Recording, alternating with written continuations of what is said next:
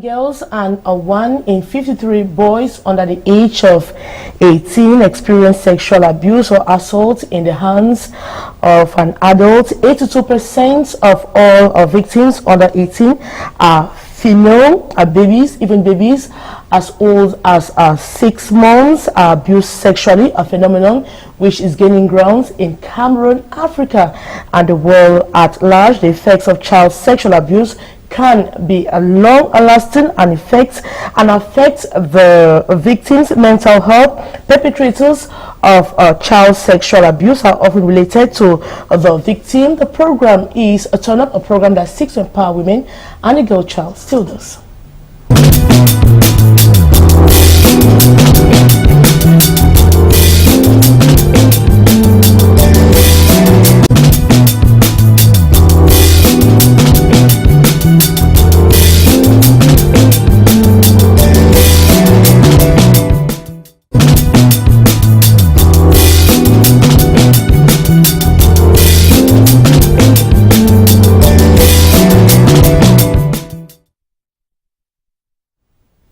You're watching Turn Up. We are broadcasting live in Douala, Cameroon, and today we focus on rape of minors, a phenomenon that is gaining ground in Cameroon, Africa, and the world. The question is why children who or how have parents failed in their responsibility of protecting their children, why the families and mothers don't denounce the abominable act. How do we educate our girl children and even the boys? What is government doing to handle child sexual abuse? The program, as I said, is Turn Up. We'll be right back to know who our guests are.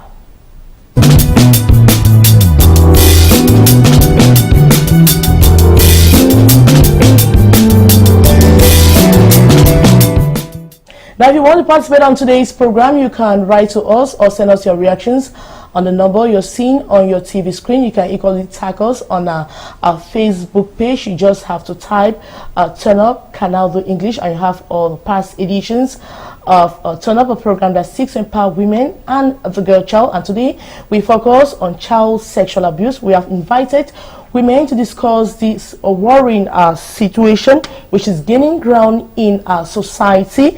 And I'll start with the person that is very close to me. She's called Sono Josephine. She is from the CBC Health Services. She's in charge of she is a child protection officer. Am I right? Yes. Now you're welcome to the program. Thank you. Now, before you come into the program, you had a campaign today that's how do we call it? We Ring the Bell campaign. Why are you ringing the bell?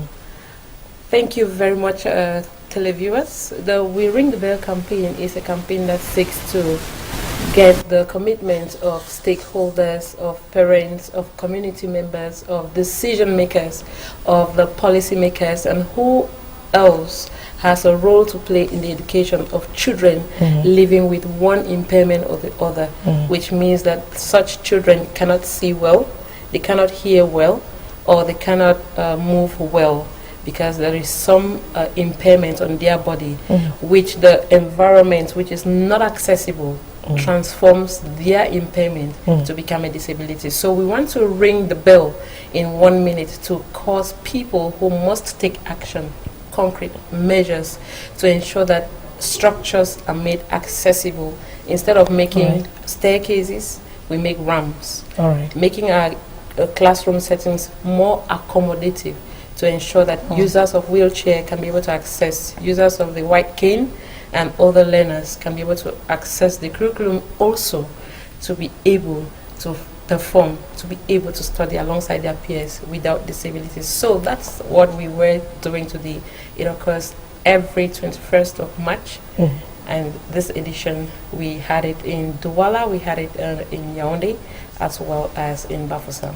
All right, we equally have Sister Blessing Anastasia. She is a chaplain. She has been working in Mercy as Ship. Welcome to the program. Yeah. Now, we're talking about Mercy Ship. Now, what brief evaluation can you give us about Mercy Ship? Good evening, Maureen. Good evening, everyone. Mercy Ship is an organization here in Cameroon to help and restore lives. Now, Mercy Ship came here to give hope. You know, Cameroon needed this visitation. And some of you are aware of it, some of you have experienced it, and the evidence are there. And Mercy Ship is doing a great job, and we are here to restore. Smiles on the people that were like abandoned because they had an ailment or they had a disease, they did not know they could treat it one day, and Mercy Ship is here to do just that. Now we're here to talk about rape of minors.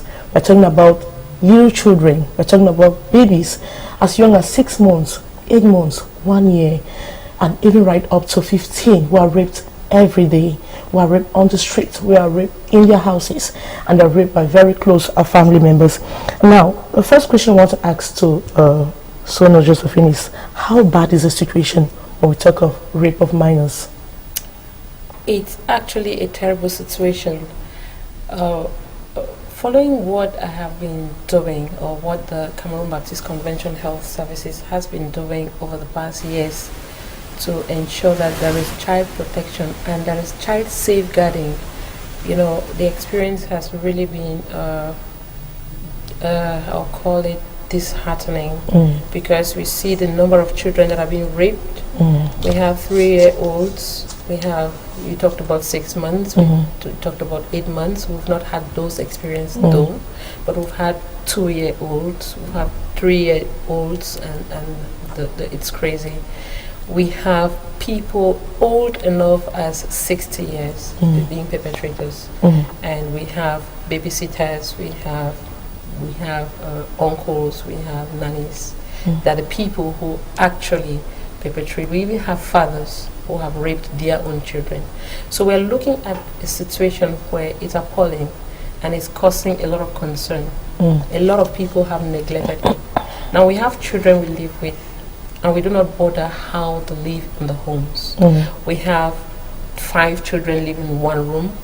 We have all of us living in the same room, and we have children doing things. So you think it's the education that we give to the children, where we bring up the children? Actually, it might not only be the education, because most often we consider education, that sex education, as a taboo in our culture. We don't want to talk about it, yet we allow kids to watch the television and they get all the information that they want to have in our absence. Now, I want to look at it from the perspective where we do not have our children belong in our lives. You are a journalist, you leave at times as early as 4 a.m. and you've got kids in the house. They are left on their own, except you want to tell me here and now that you give instructions on how these children are brought up. So most often we have bayam salams out there, we have people who want to go to the offices because the bosses will maybe penalize them because they come in late and all of that. So we do not have enough time to spend with our children. We do not have enough time to understand our children, to understand their pains, I don't know what is happening around, to understand what's happening in their lives. And they in turn do not belong in our lives, to understand if we love them and we care about what they feel. So we do not have time enough to debrief with our kids. So when you come back home and you're not tired and the kids come to you and say, "Mommy, Daddy, this is what I felt, this is what happened to me." "No, I'm tired, please can you let me be," and all of that. And early in the morning you're gone. Those children do not have us to communicate with us, to know that we are there for them, such that they can be able to confide in us. "Mommy, this uncle did this," and all of that, so we can be able to bridge what's happening in their lives and help them better. So talking about rape especially, we understand that it's something we don't want to talk about it, because we think that when it's a taboo subject when they in our society. Practice, but it's important to talk with the children, let them know their sex and their sexuality, so that they can make informed decisions. Now we'll talk about that now. Listen, now when we look around you, can we see it's a growing phenomenon in our society today? Yeah, this rape of minors, children being sodomized? I can say yes, because as a chaplain and a counselor, I've received many cases. And the last one was a child of 2 years. And it was really terrible. For me, I think... Now, can you just tell us a little bit what happened to the child? And who was responsible? Did you like try to find out what was happening around the child? Yeah, sometimes you may take it like a joke. You know, sometimes I work in a spiritual manner and a physical manner. And when I heard the story and I was called, so I went to the field and I saw the child. And they asked me, what do you think about this? Then I told them, we don't know who did it, because truly speaking, we don't know who did the thing. But we saw that the child was raped and the child could not speak. The child could not tell, this is the person who did this, nothing. And I asked the mother, what happened? She said, I don't know. But that's happened. Then I said, okay, let's put it aside. I told her, God is going to expose that person. He will make a mistake and go to another child. And that is what happened the next day. And they caught him with another child of 3 years. And when I saw the child, you see, it was not the first time. He has been doing that To the child? to the child and different children. Because after we caught the man, he told us that that was not the only child, many children also. So it's something that... Now, I want to ask this. A man is raping a child or has raped a 2-year-old child. It's not the first time. This a 2-year-old child we're talking about doesn't mean that the parents did not like see something unusual on the child's body. Now you understand, Maureen, that it's kind of challenging. I'll give you a vivid explanation of what obtained with one of the cases that I handled. Now there is this nephew belonging in a home, living with the older brother and the wife. And this wife leaves the young baby of about 1 year, 8 months, thereabout. And this child is expected to be breastfeeding, and the mother extracts breast milk and leaves at home, expecting this nephew to be able to feed the baby when the baby is famished. Now this guy gets up, doesn't use the breast milk, but uses his penis to feed the baby. And the baby keeps growing, keeps growing with sperm, keeps growing and looking. That's the case you had? Yes.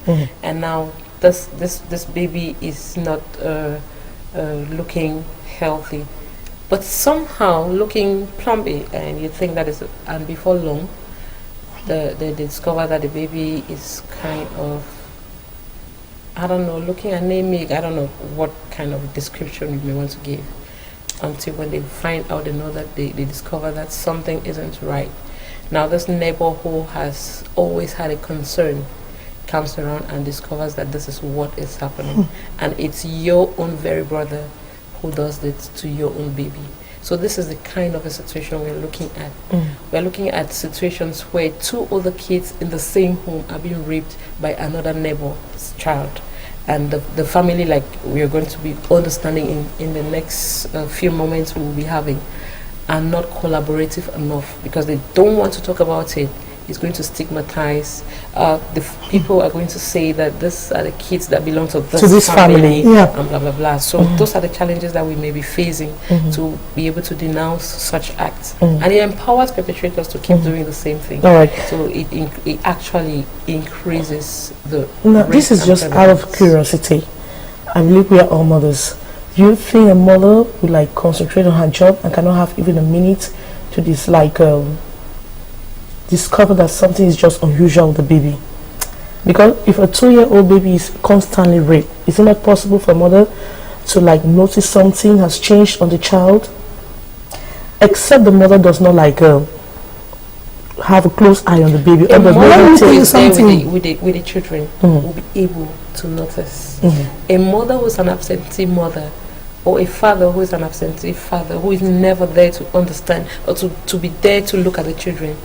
You know, most often we want to give the responsibility we are supposed to take on our children to the nannies, to the babysitters. So that's where it is the nannies who are always there with the child. It's only when something is like serious, now we want to pay attention to the child.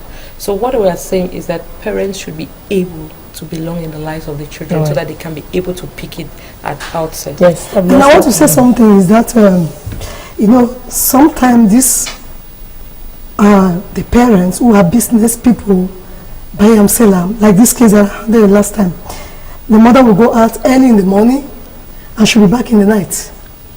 She will notice nothing because she does not have time for the kids. Whereas you can organize yourself. And I was surprised like you because the child was constantly raped and she could not recognize and notice that something is wrong with the child because she's never there. Always business and business. Well, business is not wrong, but you cannot handle business and forget about your home. And when you neglect your home, those are sometimes the consequences will have because you don't know who is living with you in the house. You don't know who is your neighbor. You don't know who is the passing by. But if you are a mother and you have children, sometimes we don't even need to wait our children to come to us and say, Mama, this is what happened. When we come back, we gather our children, ask our children, how was your day today? What happened? Have a dialogue with your children. And we'll discover many things with them. Just as my sister was saying, if we don't have dialogue with our children, the television will teach them the dialogue and it will be the negative one. So we need, as parents, especially women, to control our home. Even if we are civil servants, we are business people, we need to control our home. It's very important. All right. Now, I want us to watch this report. Is a case, is one of the most recent cases. It was a talk of the town, or at least we had to focus on Kongsamba, where 2 children, 6 months and a 7-year-old, were raped by their own cousin. They all died. Let's watch this report. We'll be right back.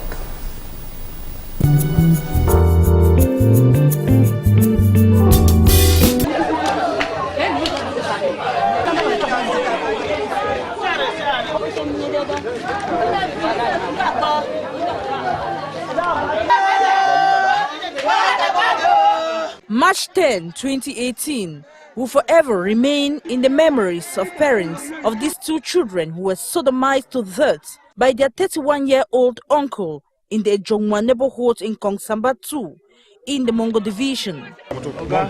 Wait, let's no, there is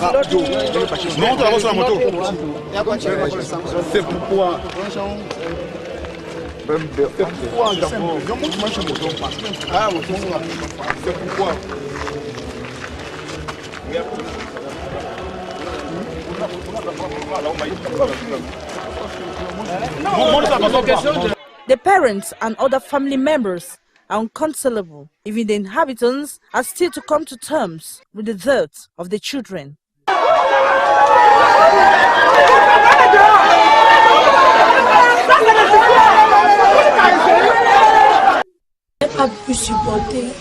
Je n'ai pas pu supporter. On m'a dit que mon bébé est mort. Je n'ai pas pu supporter. Je n'ai pas pu supporter. Surtout qu'on m'a dit que Kylian est morte. According to reports, 7-month-old Gloria and 6-year-old Noel were drugged by the cousin of their father, who came in from Douala for a brief visit. He later abused the children sexually, and the 6-month-old girl gave up the ghost. The horrible act took place in the absence of the victim's parents. The 6-year-old girl, who was found in a critical state hours later and rushed to hospital, died from pain sustained in the act. The accused was arrested by forces of law and order in his attempt to disappear and detained. The alleged rapist is expected to be heard by the state prosecutor in the days ahead.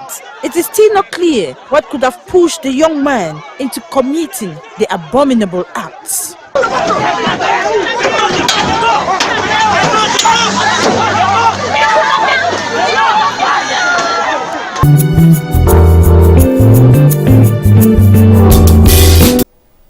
That happened in Akonsamba in the Mongo division, I think 2 weeks ago. A cousin raping two children from the same mother, or raping and sodomizing the children to death. Now, I saw your faces after watching that report. The problem I want to ask, the question I want to ask right now is, why is the phenomenon gaining ground in Cameroon? I will first of all start by saying that we have some kind of I'll put it as laissez-faire attitude when it comes to perpetrators of abuse, beginning with our policies, beginning from the laws that are in place. Now, when we have cases of abuse like this, you know, every human being will want to bring this perpetrator to death, like strangling. Like what we just saw in the story. That's actually the emotional part of it. You can't really accept such a heinous act. Now, I want to say that the laws that are in place are really, I don't know how I can put it, there are a lot of gaps. Now, when we have the prosecutors, they understand that yes, rape has occurred, and this is the punishment. Now, when the punishment has been given, nothing happens about the victim. Now, even with the judges, I really wonder if our legal system has put in place measures, something to be able to form those who have to ensure that the law takes its course. If they actually understand what child protection is, because most often it's about the law. Now, when we talk about a case like this, and community members cannot stand up and say no to things like this, the traditional leaders cannot come out and say no to things like this. We want to say that it can happen in a community if we stand as one and say that the tradition of this law denounces rape and things like this. That's actually pedophilia. That guy, what he did is called pedophilia, because he has sex with children. There are a lot of people whose sexual orientation, their desires is in children. It can be scamming, it can be whatever. We do not know what will push him to do those things. But now let's be able to say, okay, in this community, this is what we want to see happen. Now, is it possible that in a community we have people raising their voices and saying no to that? Like in that case? As for me, when I was watching the program, the report, there's a spiritual problem there. From the beginning, there's a spiritual problem. It's not normal for a human being to get up and rape a child of 6 months. It's a spiritual matter. And this man is a sort of person who is possessed. You see? So we need to look the root of the problem first. If not so, if we cut the tree from the leaves, the root will continue. There's a problem we have in our world today. I don't want to say Africa or Cameroon is a word, because this is the same matter everywhere. They are crying the same matter about rape and rape everywhere. It's not only in Cameroon. Well, I want to think that it might not necessarily be a spiritual problem as well as it could be, but there are a lot of other things that we don't want to say, okay, we limit it to a spiritual problem, then we start bringing in a pastor to come and cast. No, I'm not talking about, I just want us to understand something. Yes. I just want to understand something, because sometimes we just limit on science and we limit on these kind of things, but we just need to look at the root of the problem. Fine. Because somebody came, he met a family, and he just feel like to rape a child of 6 months. It's not normal. We have... you're going to react. Yes, going to... it's not normal, because if he is not a demon possessed, it's an occult. Something is acting there. It's not normal. And then, as I heard they say that the police going to listen to him, maybe he's going to tell them what happened, what pushes him to do such a things. But for me, it's not normal. And you see, the community, they want to make self-justice. They want to react, maybe to kill him. Mob justice. Mob justice. Mob justice. Yes, they wanted to do it, but it's not normal also. Because something like that, we need to listen to this man. What happened? Something has happened. What is the request? What does he want to do? Do you think after killing children to the max that you have to listen to the person again? Yes. Well, we come from the Cameroon Baptist Convention Health Services. We have a holistic approach to care. Now we provide medical support. We provide psychosocial support. We provide maybe legal support to an extent, especially to children with disabilities. We will look at it holistically. When it comes to criminal matters, the law takes its course. When it comes to other matters, we want to look at it and ask ourselves, what are the things that are in place? Now, when I was talking about the loopholes in the legal system, one of the things like she's raising is the fact that when someone has been sentenced, there's no follow-up in the prison where these guys are incarcerated. He bribed his way out. They can break their way out. Now, if we have measures to say that a psychosocial counselor or a psychotherapist is there to work with these people and ask, because there could be conduct problems. You know, when children grow up and they have conduct problems, it becomes a personality issue in later life. That becomes a very challenging issue to handle altogether. So we are looking at scenarios where we can be able to work with even perpetrators to be able to help them out of what they are going through when they are still young.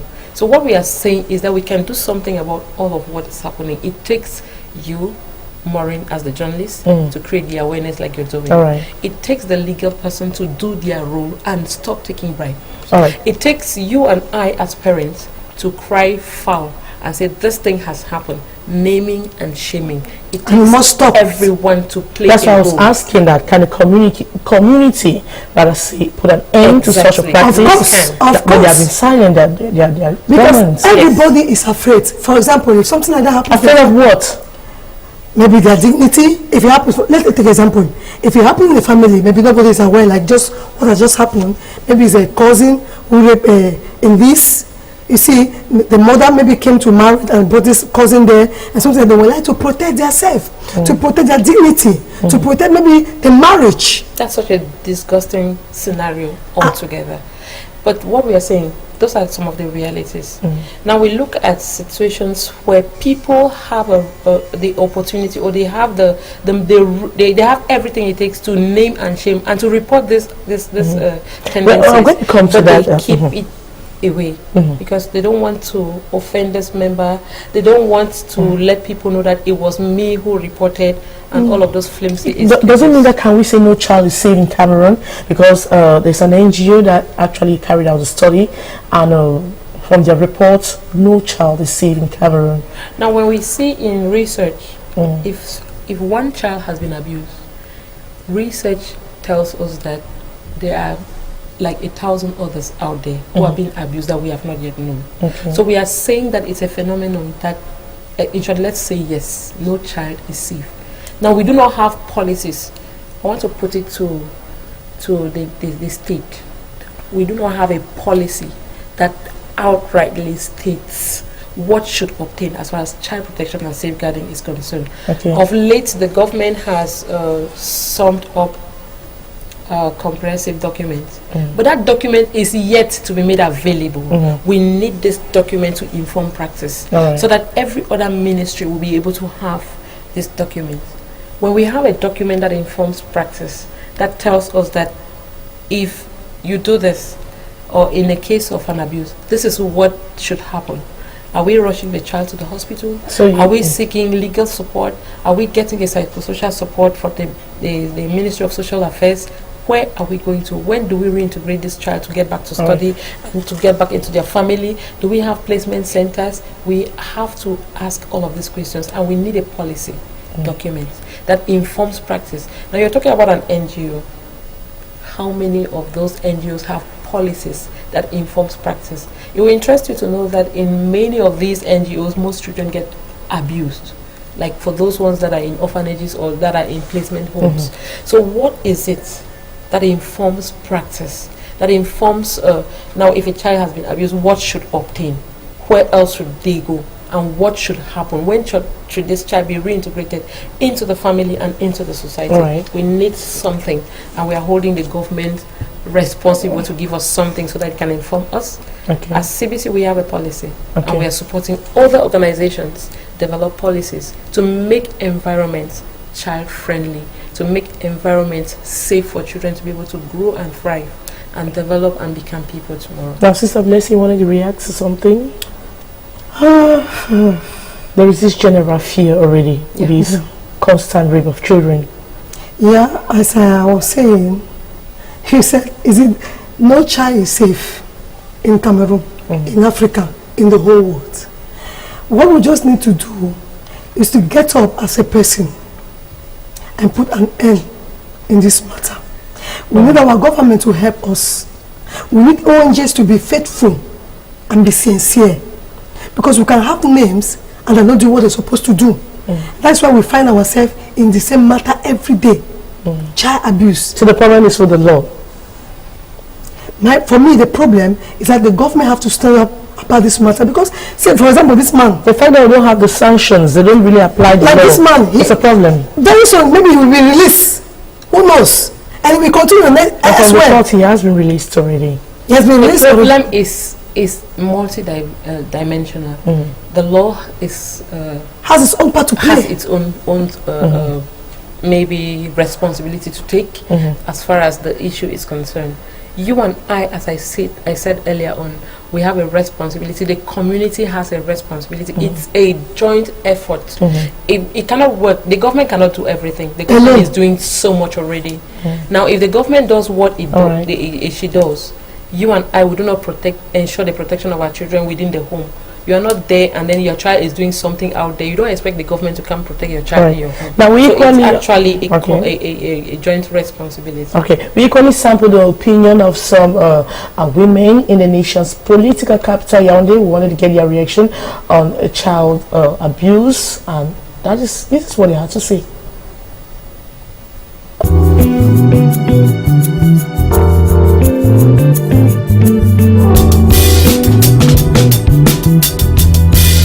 The society is responsible.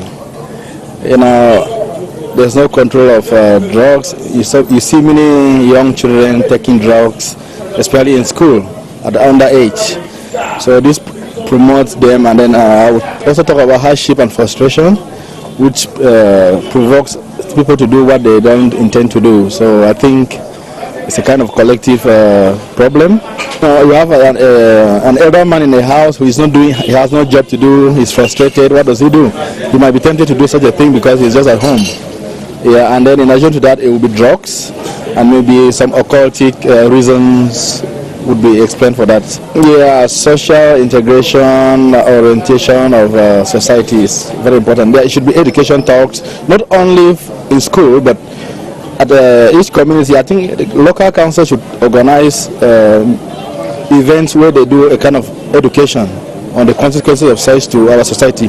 Most of our people, like the bike men and all, like they just move around, they don't go to school. So I think if we can give them that local, or like I would say it, like common education, not necessarily in school, because majority is not everybody that goes to school, but then those who have not gone to school should be educated maybe in even local languages on the consequences of such things at the council level. For me, I think that the two parties are to blame. Why? Because some parents leave their children to the housemate and they just forget that they themselves, they're supposed to take care of the child too. Number two, I think that it's negligence. At times negligence also come in because some parents they count most on house help instead of them taking care of their children. For example, me, if I tell you I don't have house help for my son, I'm the one who is taking care of my son, and I prefer that more than having a house girl.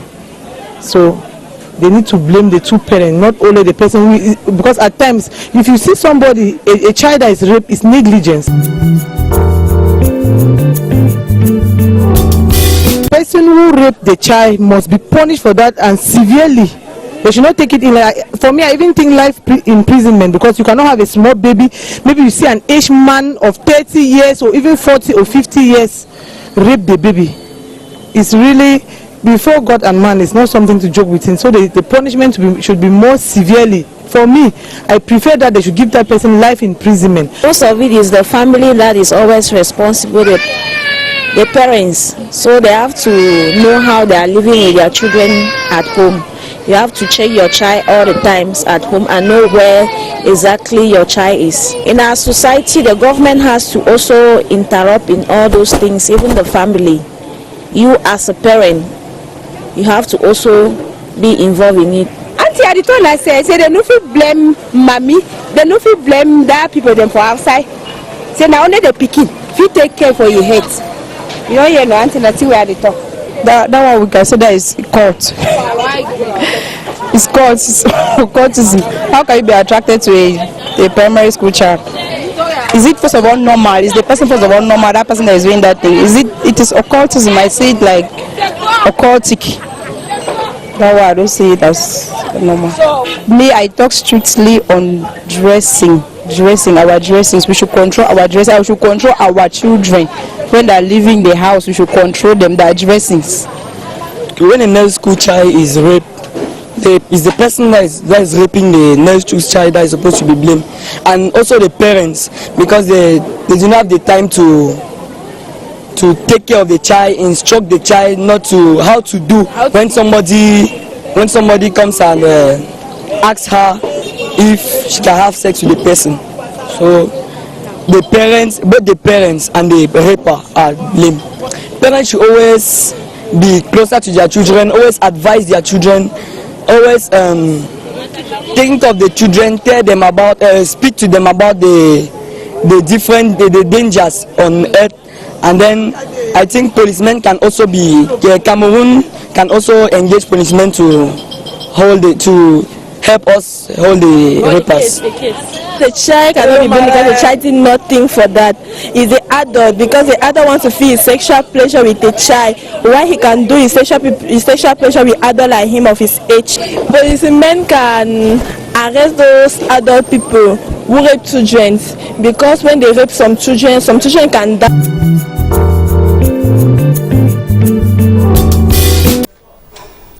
Welcome back. I'll start by reading some reactions. The problem is that we should stop them from using phones, because through the internet they watch blue films, which is making them to do what they see. That's somebody who just sent his reaction on the number you're seeing on your TV screen. I'll have to take this other one.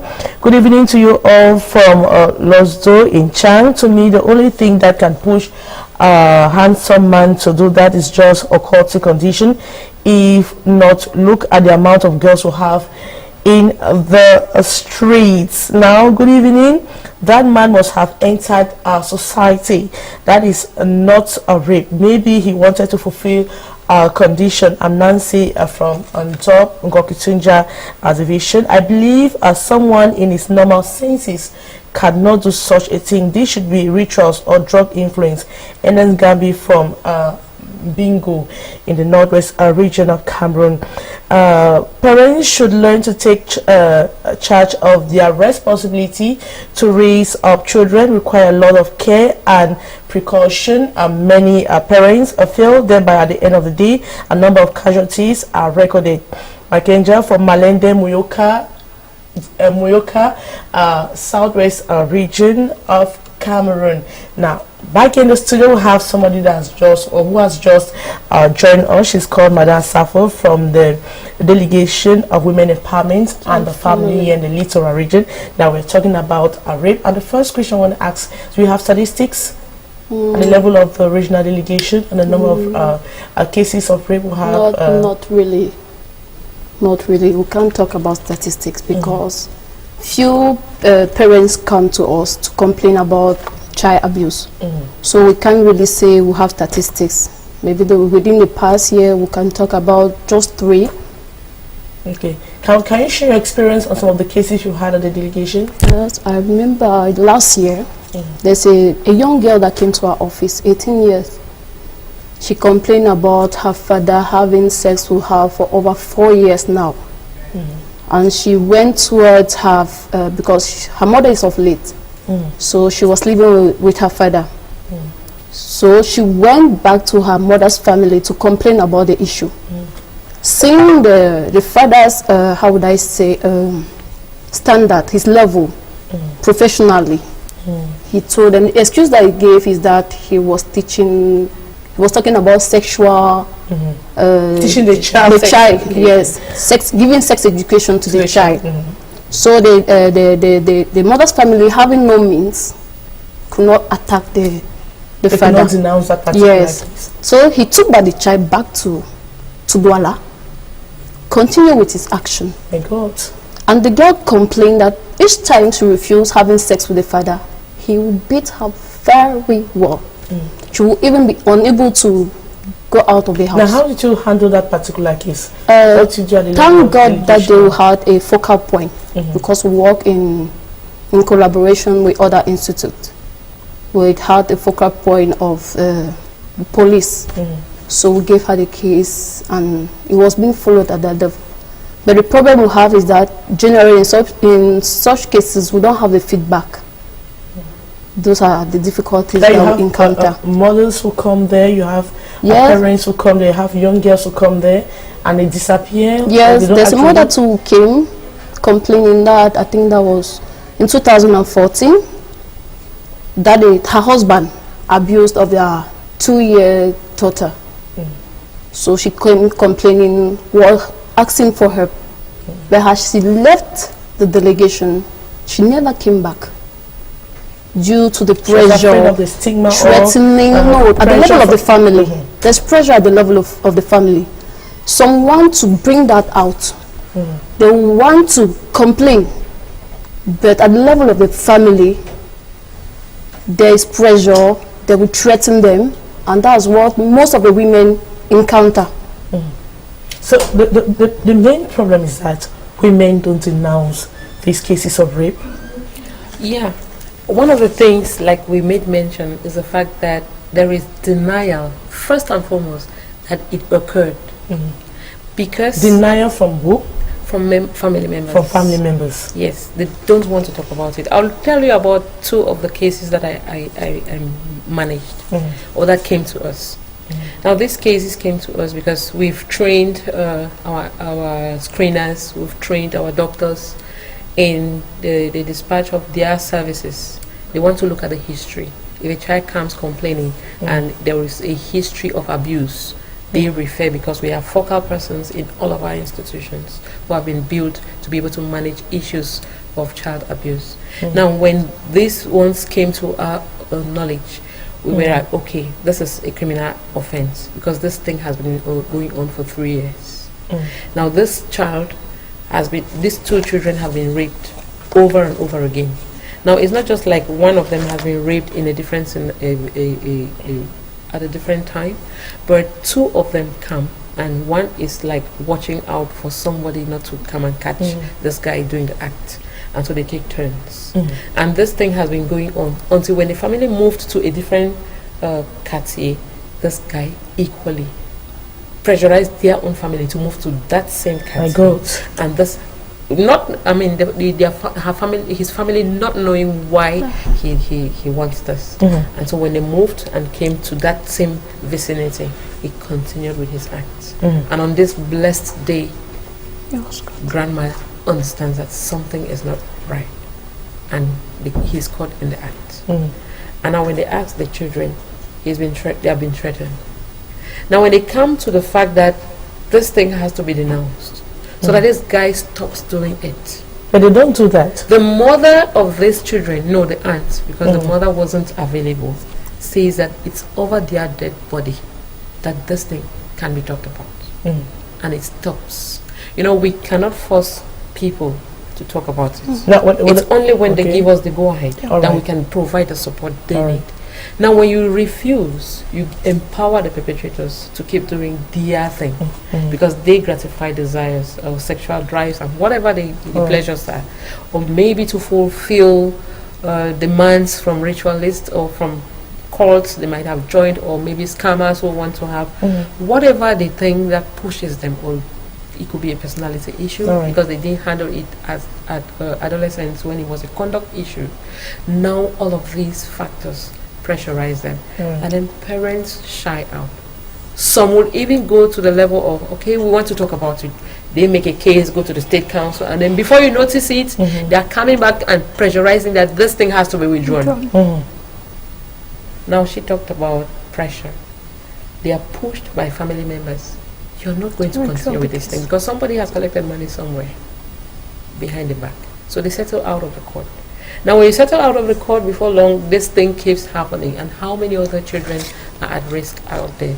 So we are saying that it's a phenomenon that if we do not do something about it, the world is not safe. All right. Now this means that if families are like, they hide it. Yes. They don't want to talk about it. Yes. There's just no way for the Delegation of Women Empowerment to do something to address the situation? At the level of the Delegation of Women Empowerment, what we do is that we organize talks, sensitization campaigns. We organize what we call School of Parents. In French, it's called École des Parents.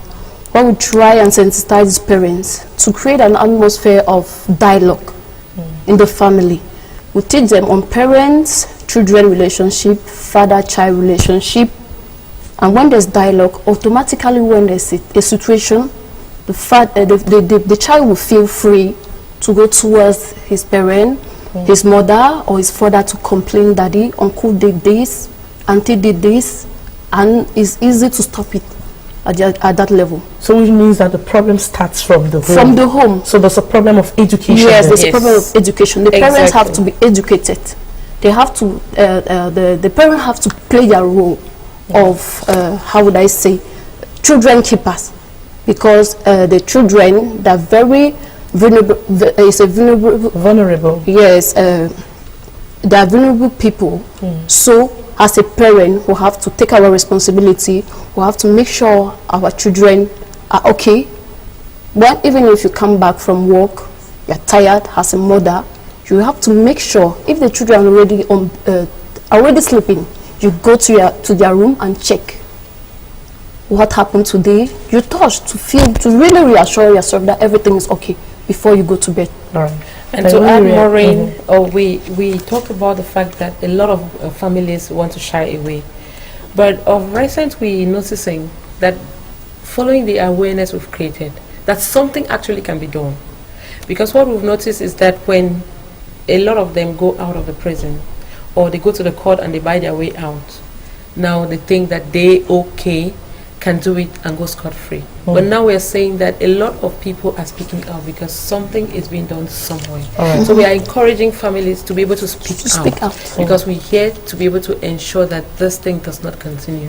So one of the things we're doing is that we are creating awareness amongst families, amongst churches, amongst community members, and amongst children themselves. We need to create the awareness. How can a child protect themselves from being abused? All right. Now we're going to be talking about that, but I want us to watch a message on child abuse. We'll be right back. The Convention on the Rights of the Child states that children shall be protected from all forms of physical or mental violence, injury or abuse, neglect or negligent treatment, including sexual abuse while in the care of parent or parents, legal guidance, or any other person who has the care of the child. So what does the Cameroon Penal Code say? If you commit an indecent act on a child below 16, the prison term is from 2 to 5 years, with a fine of 20,000 to 200,000 francs, and it shall be doubled if the offense is accompanied with violence, and if the offender has sexual intercourse with the victim, with or without his or her consent. Imprisonment shall be from 10 to 15 years. And in the case of rape, imprisonment shall be from 15 to 20 years. Or for life, depending on the offender's relationship with the victim.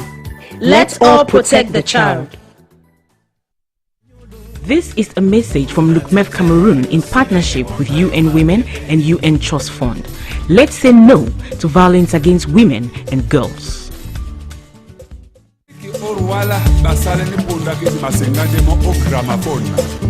Tafela mingi nandolo kama bongo deta rusenga opika na ngoma munyama kusa munda sobotea oka adiko salaka bono sikwese. We are running out of time, but what's the take-home message? It's your responsibility, Maureen, to create the awareness like you're doing. It's your responsibility, the policy maker, the decision maker. When you get to Parliament or you get to the Senate, stop talking things that do not matter. try to see how can we make our policy inclusive enough to take on board needs of children as they grow up, as they thrive. Children, including children living with one disability or the other. Because each time we talk about general things, we forget that there are other children who have needs, who are a little bit different from every other child.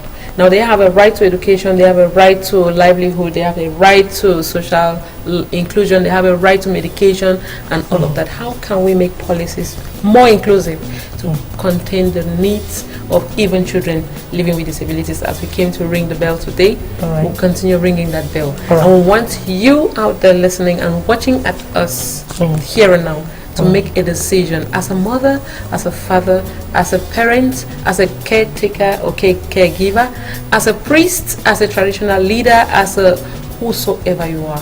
Ensure that the environment is safe by putting in place policies specific to your institution, to your church, to your community, and ensure that children are kept safe. Now, what's your own take-home message? What are you telling mothers? Okay, what's your message to mothers tonight? We should voice out. We should voice out. We should be able to denounce those perpetrators. We should work. The population should work in partnership with the government, so that such action will not continue. All right. Now, we equally had Sister Blessing Anastasia. She was earlier on the program, and she talked a lot about denouncing violence and making sure that governments, parents, and everyone should collaborate to arrest the situation. Now, the program is turned and we'll continue the same topic next week. Goodbye.